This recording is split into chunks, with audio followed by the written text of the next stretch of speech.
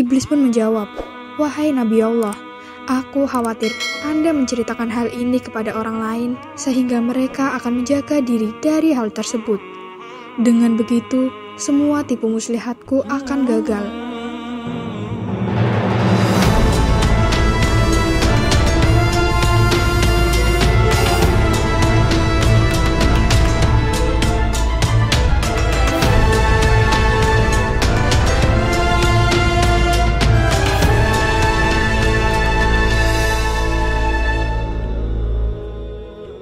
Assalamualaikum warahmatullahi wabarakatuh.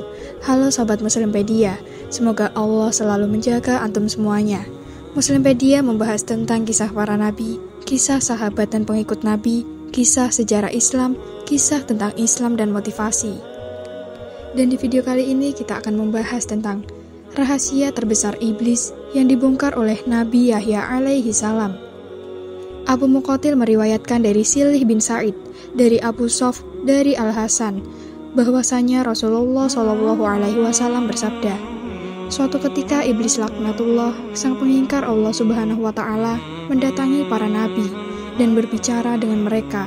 Ia mendatangi semua nabi, mulai dari Nabi Nuh alaihi salam sampai Nabi Isa alaihi salam, Ibnu Maryam, serta kepada nabi-nabi yang hidup di antara keduanya. Hanya saja tidak ada nabi yang paling banyak dan paling enak diajak bicara kecuali Nabi Yahya ibnu Zakaria. Suatu hari, iblis menemuinya ketika iblis hendak pergi. Nabi Yahya alaihi salam berkata kepadanya, "Abu Murrah, nama sebenarnya adalah Al-Haris dan gelarnya adalah Abu Murrah. Allah Subhanahu wa Ta'ala menyebutnya dengan nama iblis karena ia terkutuk dari segala kebaikan dan rezeki saat disuruh sujud kepada Nabi Adam alaihi salam." Nabi Yahya alaihi salam berkata kepada iblis, "Aku Murrah, aku ingin meminta satu hal kepadamu dan aku harap kamu tidak menolaknya." Iblis menjawab, "Iya, aku akan mengabulkan untukmu, wahai Nabi Allah." Nabi Yahya alaihi salam pun menyampaikan maksudnya, "Aku ingin kamu menampakkan bentuk dan rupa aslimu, serta memperlihatkan berbagai bentuk perangkapmu yang kamu gunakan untuk membinasakan dan mencelakakan manusia." Mendengar permintaan Nabi Yahya alaihi salam, iblis berkata, "Anda meminta sesuatu yang berat permintaan. Anda membuatku berada dalam kesulitan, namun aku tidak bisa menolak permintaan Anda. Hanya saja aku berharap jangan sampai ada orang lain yang bersama Anda yang melihatku." Dan akhirnya, keduanya bersepakat untuk bertemu esok harinya di saat siang. Pada keesokan harinya, pada saat yang telah ditentukan, iblis tiba-tiba muncul dan berdiri di hadapan Nabi Yahya alaihi salam. Ia melihat ketentuan Allah Subhanahu wa Ta'ala yang agung. Iblis tersebut merubah bentuk menjadi mirip hewan yang buruk dan menakutkan. Bentuk fisiknya seperti babi, wajahnya seperti wajah kera, dan matanya memanjang sama seperti mulutnya. Dia tidak memiliki janggut, rambut di kepalanya jarang dan mengarah ke atas. Dia memiliki 4 tangan, 2 tangan di bahu, dan 2 tangannya lagi di keningnya. Jari-jari tangannya ada 6, hidungnya menghadap ke atas, ia memiliki belalai, wajahnya mempunyai tengku, kedua matanya kabur, ia pincang, bongkok, dan memiliki sayap. Baju yang dipakainya berkerut dan robek, di atasnya ada berhala orang Majusi, beberapa cangkir kecil menggantung di ikat pinggangnya. Lalu di sekitar bajunya ada jenis minuman dengan warna yang beraneka ragam, seperti putih, hitam, merah, kuning, dan hijau. Di tangannya ada lonceng besar, di atas kepalanya terdapat telur yang di tengahnya ada besi panjang. Selanjutnya Nabi Yahya alaihi salam berkata, "Abu Murrah menjelaskan kepadamu tentang benda yang ada di atas bajumu tersebut." Iblis menjawab, "Benda itu menyerupai milik orang Majusi. Aku yang membuat agama Majusi dan aku memeluk agama tersebut." Nabi Yahya alaihi salam kembali bertanya, "Jelaskan kepadaku tentang cangkir kecil yang bergantung di ikat pinggangmu bagian depan." Iblis menjawab, "Wahai Nabi Allah, di dalamnya ada berbagai syahwat, dan di alat perangkapku yang pertama-tama aku jadikan alat untuk menjerat orang mukmin adalah wanita. Apabila ia tetap bisa taat kepada Allah Subhanahu wa Ta'ala, maka aku akan mendatanginya lewat pengumpulan harta haram, agar dia bisa untuk mendapatkannya. Apabila dia tetap taat kepada Allah Subhanahu wa Ta'ala dan hidup zuhud, aku akan mendatanginya lewat minuman memabukkan sehingga aku bisa mendatangkan semua syahwat ini padanya. Saya memastikan ada sebagian perangkat tersebut yang memperdaya orang-orang mukmin, meski dia termasuk manusia paling suci. Nabi alaihi salam bertanya, apa bentuk jerat tersebut? Iblis menjawab, wahai Nabi, jerat tersebut berupa berbagai bentuk aksesoris dan perhiasan wanita. Salah satu dari aksesoris dan perhiasan tersebut selalu mewarnai baju wanita, sehingga sesuai dengan wanita yang memakainya, para lelaki pun akan terpikat melihat perhiasan yang melekat pada wanita tersebut. Nabi Yahya alaihi salam bertanya, apa lonceng yang ada di tangan tersebut? Iblis menjawab, wahai Nabi Allah, ini adalah kumpulan sumber dari alat musik seperti kecapi, rebab, suling, gendang, rebana, dan berbagai jenis alat musik-musik yang ada di tengah-tengah masyarakat. Mereka berkumpul di pesta kemaksiatan dengan membawa salah satu alat musik tersebut. Lalu mereka bernyanyi, bersenang-senang, dan memainkan musik. Setiap kali melihat hal tersebut, aku segera memainkan lonceng ini, sehingga suara bercampur dengan suara musik mereka. Dengan begitu, mereka bertambah senang dan bertambah semangat dalam bermusik. Ketika mendengarnya, ada di antara mereka yang mengeluarkan telunjuknya, ada pula di antara mereka yang menghentakkan kepalanya, dan ada pula yang bertepuk tangan. Ini terus-menerus mereka lakukan sampai mereka puas. Nabi Yahya alaihi salam kembali bertanya, telur yang ada di kepalamu tersebut telur apa?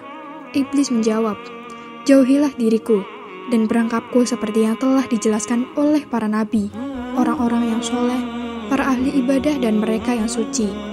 Anda harus menjaga diri dari godaanku, seperti halnya di kepalaku yang menjaga telur ini dari segala bencana. Bencana apa?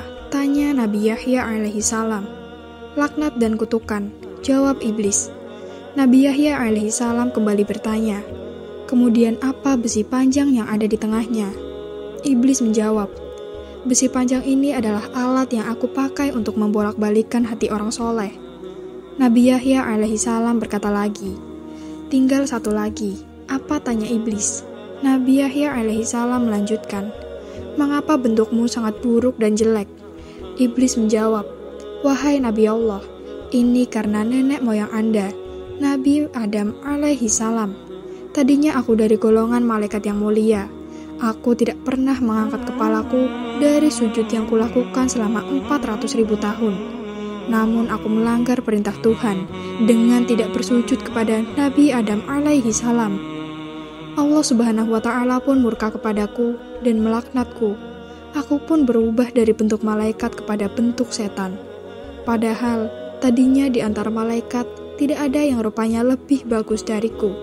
Aku pun menjadi buruk dan menakutkan seperti apa yang Anda lihat sekarang.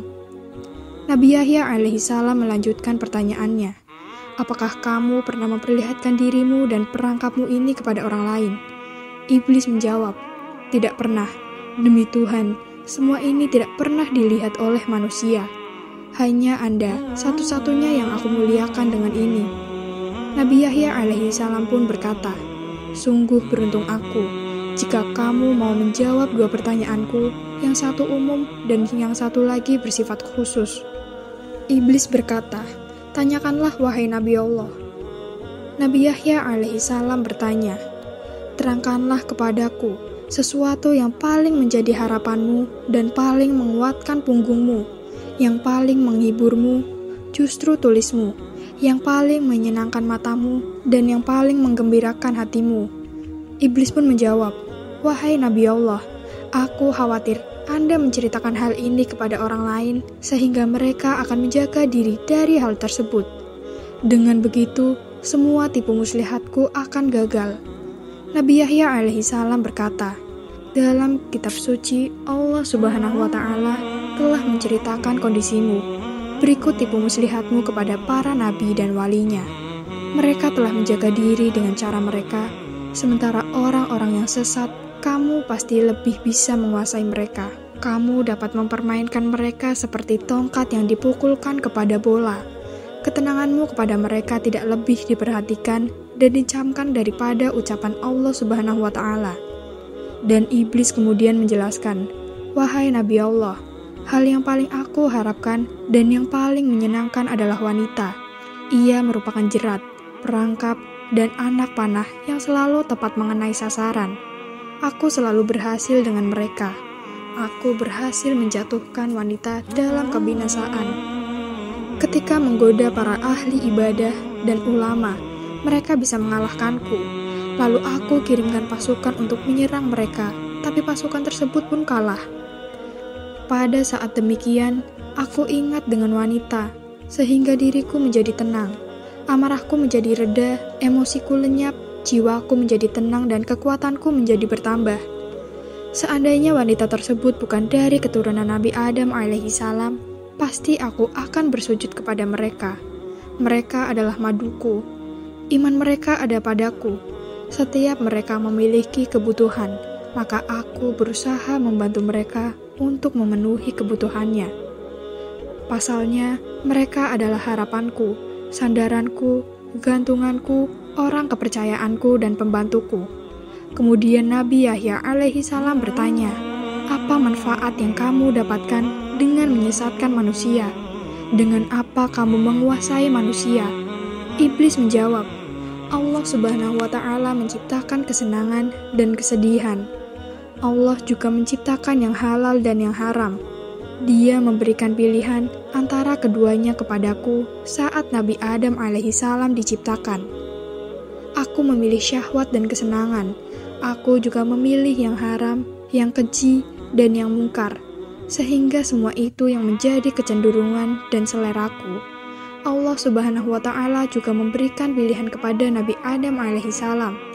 Namun Nabi Adam alaihissalam memilih kesedihan, ibadah, dan yang halal, sehingga semua itu menjadi tuntutan dan harapannya. Semua hal tersebut menjadi harta dan dagangannya, sementara yang sebaliknya telah menjadi harta denganku. Kebutuhan dan keinginan seseorang merupakan nyawa kehidupannya. Jika kehidupannya hilang, orang itu pun akan binasa. Betapa banyak makhluk Allah yang ketika kebutuhan, keinginan, tekadnya hilang, ia segera mati dan binasa. Demikian pula dengan hal ini. Aku telah memilikinya sehingga menjadi syahwat, hawa nafsu, dan hidupku. Ketika hal tersebut hilang dariku, maka aku akan binasa. Namun ketika aku berhasil mengalahkannya, aku akan senang dan tetap eksis. Seandainya syahwat, hawa nafsu, dan hidupku ada pada orang lain, berarti ia telah mengambilnya dariku. Aku pasti akan berusaha sekuat tenaga untuk mengalahkannya agar ia tetap menjadi penopang hidupku. Dalam hal ini, manusia telah merampas hidupku yang berupa syahwat dan hawa nafsu, yang menyimpan dan menyembunyikannya. Ia telah bersiap-siap memerangiku. Oleh karenanya, tidak ada jalan lain bagi si pemilik asli untuk mendapatkan haknya kecuali dengan berperang dan mengalahkan manusia yang zalim tersebut. Dan itulah kondisiku. Dan demikianlah, aku senang ketika aku bisa mengalahkannya. Nabi Yahya alaihissalam kembali bertanya, "Apa bentuk kezaliman manusia sehingga kamu mengatakan zalim?" Iblis menjawab, "Bentuk kezaliman adalah dia merampas hak nafsuku dan menyimpannya di tempat miliknya. Kalaulah bukan karena kezalimannya tersebut, aku tidak akan berusaha memeranginya dan mengambil barang halal darinya. Sebagaimana ia telah mengambil hawa nafsu dan barang haram milikku." Nabi Yahya alaihissalam bertanya lagi, "Bukankah tidak masuk akal kalau kamu ingin mengambil kembali hawa nafsumu, padahal kamu gembira kalau dia mempergunakannya? Dia akan bersedih. Namun kalau dia tidak mempergunakan hawa nafsumu dalam segala urusanmu?"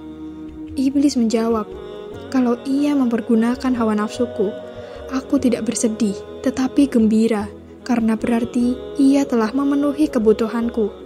Aku malah bersedih kalau ia tak mempergunakannya. Aku tidak meminta kebutuhanku tersebut karena ia telah mengambilnya dariku. Aku juga tidak berharap ia mengembalikannya, sebab hal itu telah melekat padanya. namun aku ingin dia mempergunakannya. Ketika ia mempergunakannya, maka itu berarti ia telah memberikan kepadaku apa yang menjadi keinginanku, pilihan dan hidupku. Dia adalah bagian dariku.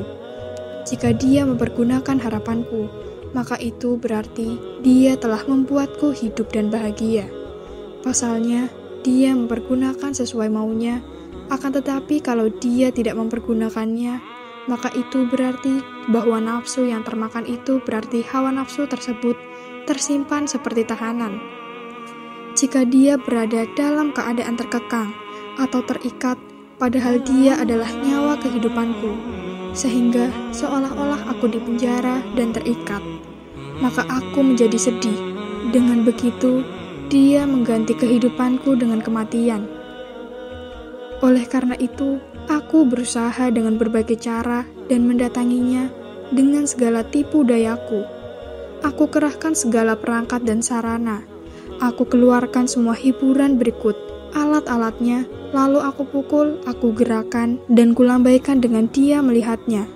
Dengan cara itu, dia mulai bermusik dengan semangat. Dia juga mempergunakan hawa nafsunya yang ada padanya, yang merupakan nyawa dan syahwatku. Aku pun menjadi hidup dan bahagia sampai dia menemukan jalan untuk bergerak dan terlepas dari pohon tersebut. Dan inilah yang belum aku sebutkan, untuk siapapun juga semenjak putih diciptakan. Seandainya aku tidak melihat kelebihan dan kemuliaan yang Anda miliki, aku tidak akan menerangkan semua ini kepada Anda. Nabi Yahya alaihissalam kemudian berkata, tinggal satu pertanyaan yang bersifat khusus dan bersifat pribadi yang ingin aku tanyakan kepadamu. Iblis menjawab, iya, tanyakanlah. Nabi Yahya alaihissalam melanjutkan pertanyaannya, apakah kamu menemukan peluang untuk menggoda diriku dalam pandangan, ucapan lisan, atau etika kalbu? Iblis menjawab, secara umum memang tidak ada. Hanya saja ada satu hal dari Anda yang menarik bagiku. Meski begitu, itu sudah cukup bagiku. Ada satu pintu utama yang bisa aku manfaatkan untuk menggoda diri Anda. Ketika mendengar perkataan iblis tersebut, wajah Nabi Yahya alaihissalam menjadi suram. Ia bingung, hatinya sedih, jiwanya terperanjat dan kaget. Nabi Yahya alaihissalam berkata, apakah itu wahai iblis? Anda adalah orang yang banyak makan. Kadangkala Anda terlalu banyak makan sehingga menyebabkan pencernaan Anda tidak sehat. Kondisi Anda juga menjadi lemah, ngantuk, dan malas, dan gampang tidur. Kadangkala Anda tidur di saat Anda harusnya bangun di tengah malam untuk beribadah. Ini yang menarik bagiku dari diri Anda. Nabi Yahya alaihissalam berkata, dengan kondisi tersebut kamu mendapatkan kesempatan untuk menggodaku? Iblis menjawab, iya, wahai Nabi. Nabi Yahya alaihissalam berkata, apa yang membuatmu gembira dengan itu? Anda tidak mencamkan apa yang aku sebutkan pada Anda. Aku akan mengiring Anda pada sesuatu yang dibenci oleh Allah Subhanahu wa Ta'ala, yang tentu saja menjadi sesuatu yang aku sukai. Sebaliknya, sesuatu yang disukai Allah Subhanahu wa Ta'ala adalah sesuatu yang aku benci. Ketika manusia membeli sesuatu yang aku benci, aku tidak berdaya atasnya, sehingga aku berusaha tenaga untuk meniupnya sampai dia memilih apa yang aku sukai. Semua itu aku lakukan karena hidupku bergantung pada apa yang aku sukai dan disukai oleh manusia. Sebaliknya, kematian, kebinasaan, kehinaan, dan kelemahanku terletak pada apa yang aku benci dimanfaatkan oleh manusia. Ketahuilah, yang aku benci adalah barang yang halal, yang baik, serta kesedihan.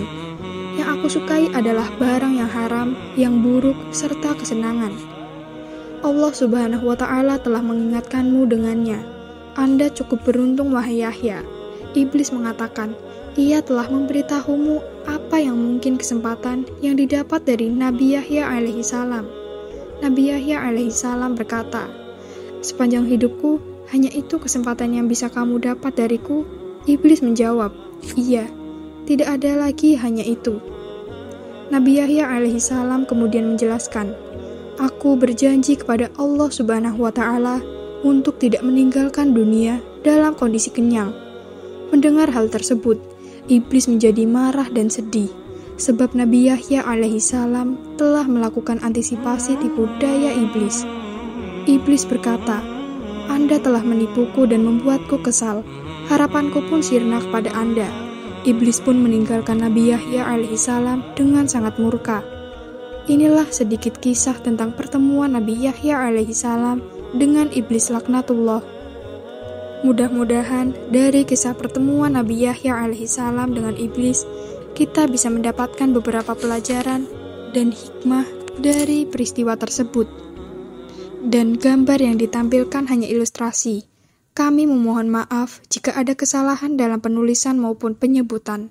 Semoga konten ini bisa menghibur dan bisa memberikan inspirasi kebaikan dalam kehidupan sehari-hari. Wassalamualaikum warahmatullahi wabarakatuh.